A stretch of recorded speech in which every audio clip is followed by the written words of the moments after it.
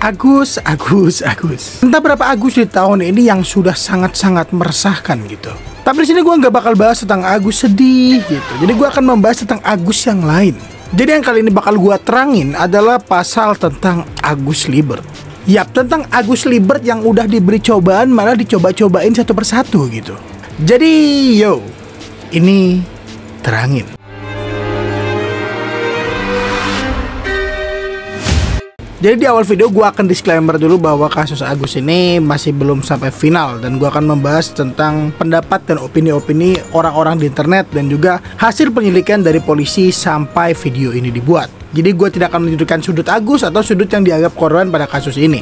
Jadi langsung aja terangin. Jadi pada awal di case ini tuh ada seorang pria gitu yang kita bilang disabilitas ataupun kasarnya tanpa tangan gitu.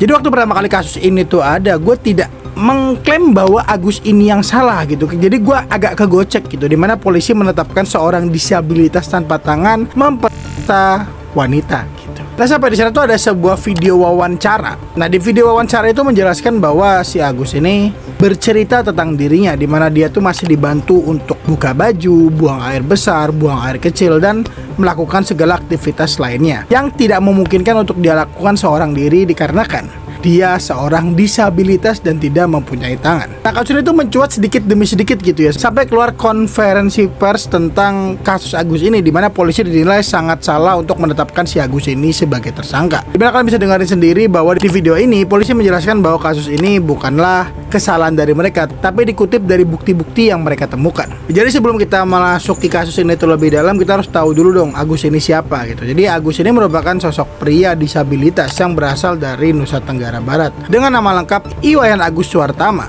Dia tuh datang dari sebuah wilayah bernama Mataram di Nusa Tenggara Barat. Jadi pada awalnya kasus ini tuh hanya melibatkan seorang wanita, terus kedua orang, ketiga orang gitu, sampai akhirnya banyak sekali pengakuan-pengakuan dari wanita yang sudah direcehkan oleh si Agus Libert ini. Dan sampai video ini dibuat, korban yang mengaku sudah dilecehkan Agus berjumlah 13 orang. Itu ada yang sudah dilecehkan, ada yang udah dibawa ke homestay, ada yang dilecehkan I don't know gimana caranya, dan juga ya dilecehkan secara verbal dan non-verbal lainnya. Namun Agus ini selalu saja berlindung di kata disabilitasnya. Seperti di beberapa komenan di X yang gua temuin ini, di sana dijelaskan bahwa si Agus ini tuh selalu menggunakan kata kayak kamu nggak mau sama aku karena fisikku gini ya gitu. Karena juga banyak juga pengakuan dari lingkungannya juga yang berkata bahwa Agus ini tuh memiliki red flag gitu. Jadi dia tuh suka meminta nomor HP wanita di sekitarnya dengan cara memaksa, dan jika tidak diberikan dia akan tantrum atau bahkan dia akan menggunakan fisiknya sebagai kayak rasa kasihan gitulah, kayak yang gue bilang di awal tadi, kayak lu gak mau sama gue karena fisik gue kayak gini ya gitu.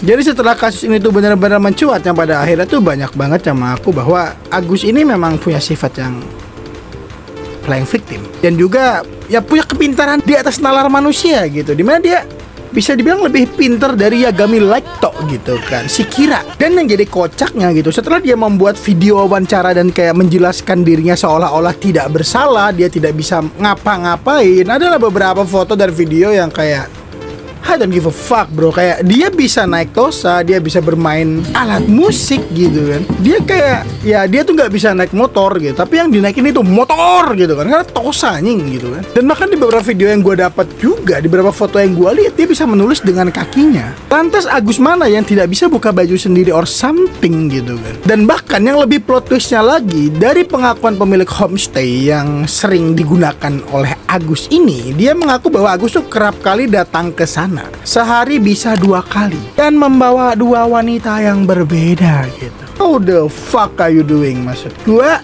This is the real Agus Libert gitu. Bahkan seorang Johan Libert akan sungkem ke Agus Libert. Why? Karena dia disabilitas, tapi dia bisa menggunakan 100% kemampuan otaknya.